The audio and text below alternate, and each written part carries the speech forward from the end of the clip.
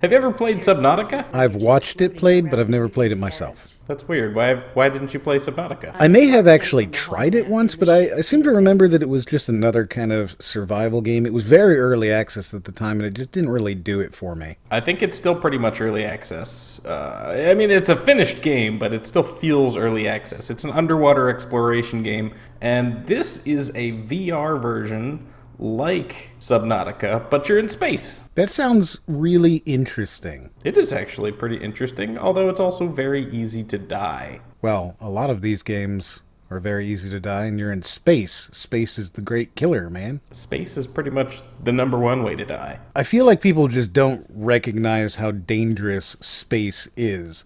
Everything there will kill a human. And the lack of everything. It's designed perfectly to end human life. I totally agree. Now, one thing that would have really made this game better, in my opinion, would be actual zero gravity for me while I'm playing it, while I'm standing there. I'm sure that would make it a lot better, but at the same time, you can't really do that. I'm not going to fault him for it, but man, I wish I had it. You know what? This critique, no, we can't recommend the game because it did not accurately represent zero gravity. I didn't feel like I had no weight. The flying sensation was actually pretty good. The zero gravity simulation was excellent, in my opinion. Man, would it be cool to fly around in zero G. I kind of want to get on one of those planes that, takes you up to the atmosphere, up and it does the swoops to simulate zero gravity. You know what that plane is called? What? It's called the Vomit Comet. I've heard that before. That is actually pretty funny. Hey guys, I'm Crypto Spook, and this is Star Shelter. And this is Moriarty. I really love the concept of going into space and doing this kind of thing.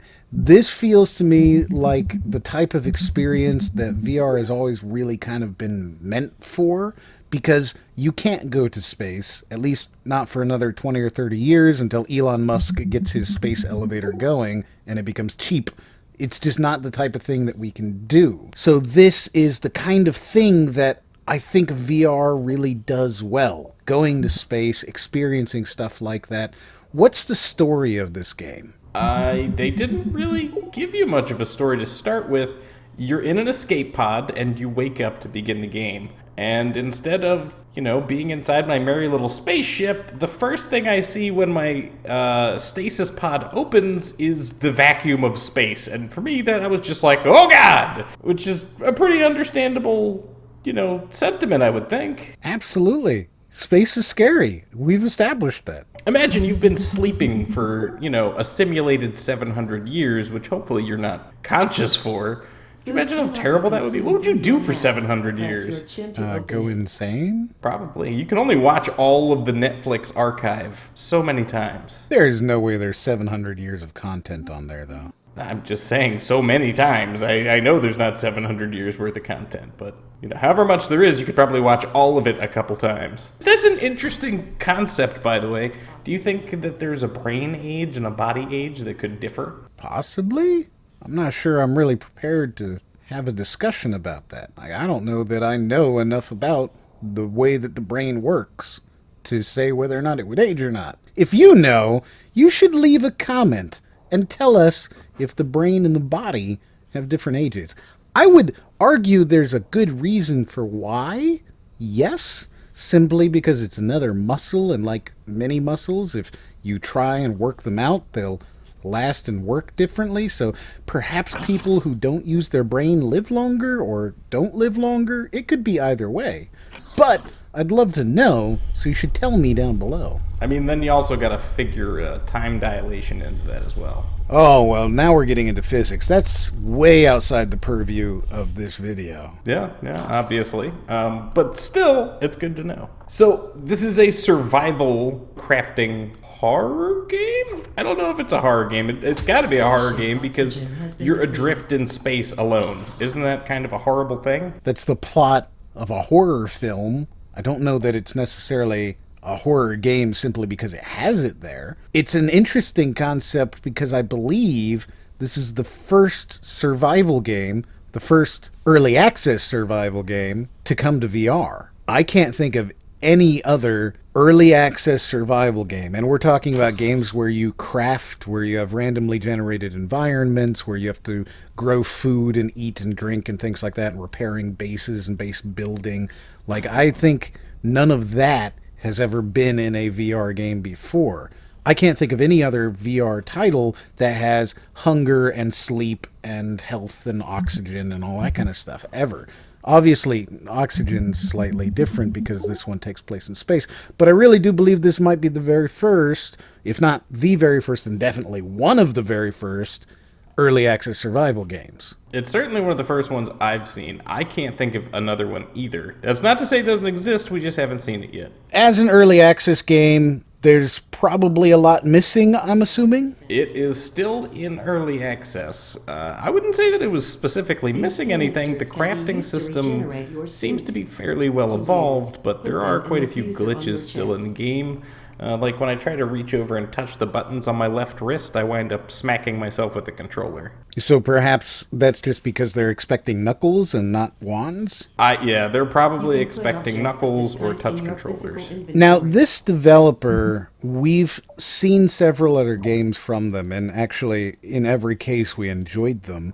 One was Abode, which had that incredible music where you could stick the records onto the record player and play music. Oh man, now I remember those games. Yet this developer has a history of doing really good games. The other game they did was Conductor, which was where you were on a train and you went in between little sets, where you had little escape the room vignettes, and you moved your train, and then you'd have to, like, figure out how to get a car off the train track.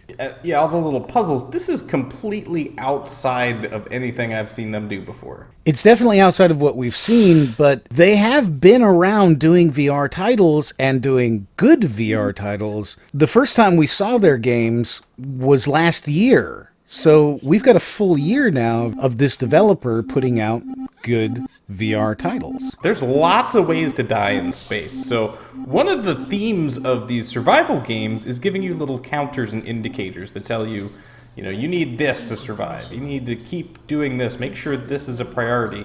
And being in space just adds another one. So now, not only do you have to worry about food and water, but you also have to worry about power. You have to worry about electricity.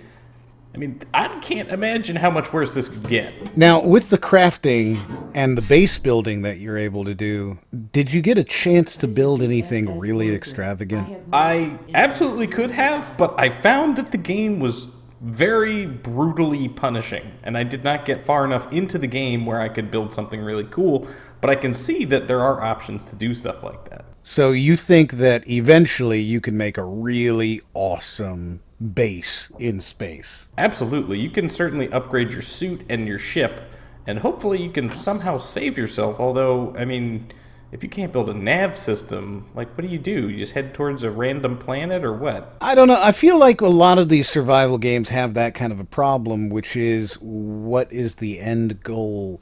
And I think that most of the time when we're talking about these kind of games, they're just saying, well, the end goal is to survive as long as you can. When you look at all of the games, even Val Near Rock, which we just recently reviewed, when you're looking at the end game there, what is it? Not really sure. It just kind of is until it isn't anymore. That is always going to be the flaw with these type of titles. I really want to see a survival exploration type game with an end goal. If that end goal is get somewhere, that's fine. I feel like Subnautica, which, again, while I haven't played it, I've definitely seen it played.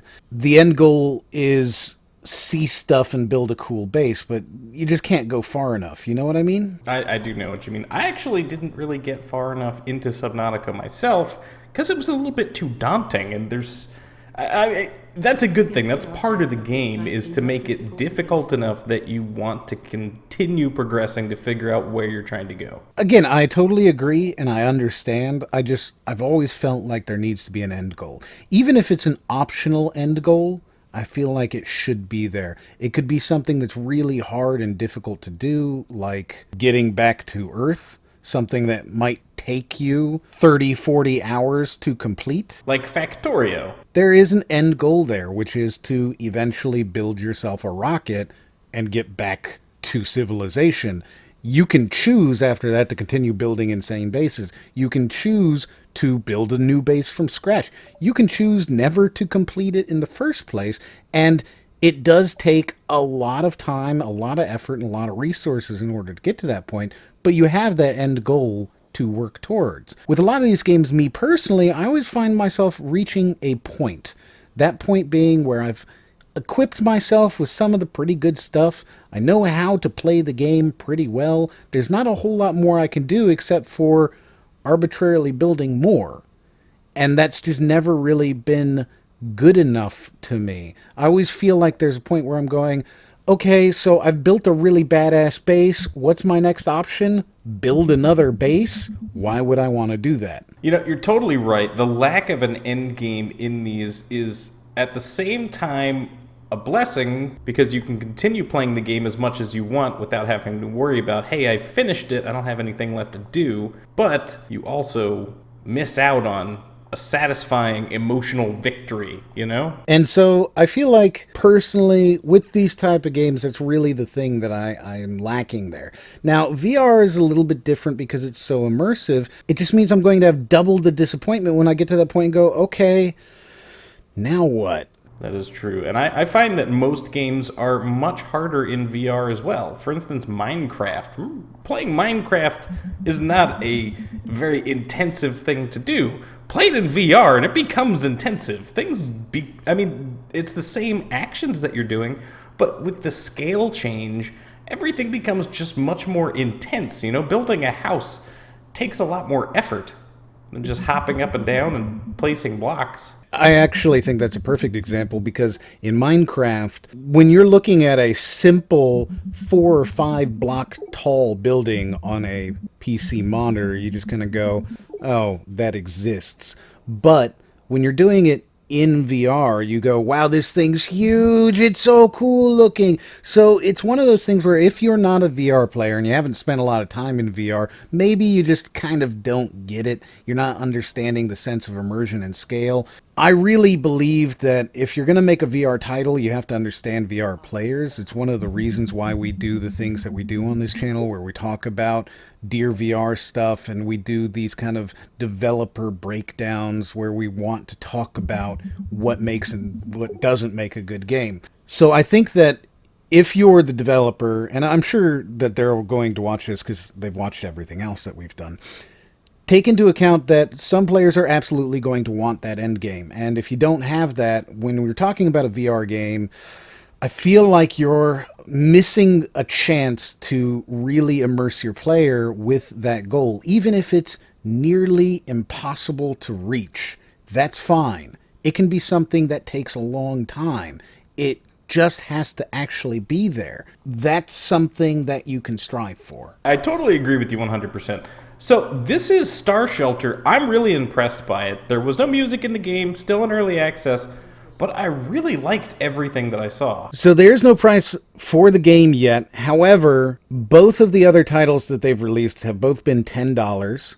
I think it's probably fair to say that this will be in the $10 to $20 range, simply, again, based off of their previous pricing of games. If it's $10, this is a fantastic buy if they continue to build onto it. I think they will. This isn't a random nobody developer who's just kind of throwing out their first VR title. They've been making VR titles for a while, and they have been updating and keeping them active. So I think that if you're looking for a VR early access survival style game, and I hate the fact that early access survival is now a genre in and of itself, but it is. This is in the genre of early access survival, and if you like those style of games, if you like Valnir Rock, you like Osiris New Dawn, if you like Rust or Conan or any of those type of games, and you're a VR player, now you have an option. If it's $20, it may be one of those questions where you got to go, am I willing to wait? Or do I want to pick it up now? As is common with early access titles, you're probably going to see a price increase as more and more content shows up in the game. So it may be something where you're saying, this is an investment, and I'm okay with making that investment. That's something that I think I've done more than a few times in the past, because I know that a game will be expensive and it will be worth it at a certain point, and I'd rather get it cheaper.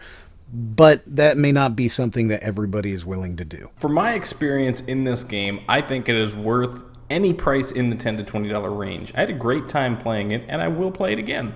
I'm going to keep playing this. It was fun. So there you go, guys. That is Star Shelter. Unfortunately, not a terribly memorable name, but it's going to be the only early access survival VR title that you can find at this particular point. If you like it, like it. If you didn't like it, don't like it. But if you did like it, go ahead and watch another one up there in the corner right now. And as always, We'll see you on the next one.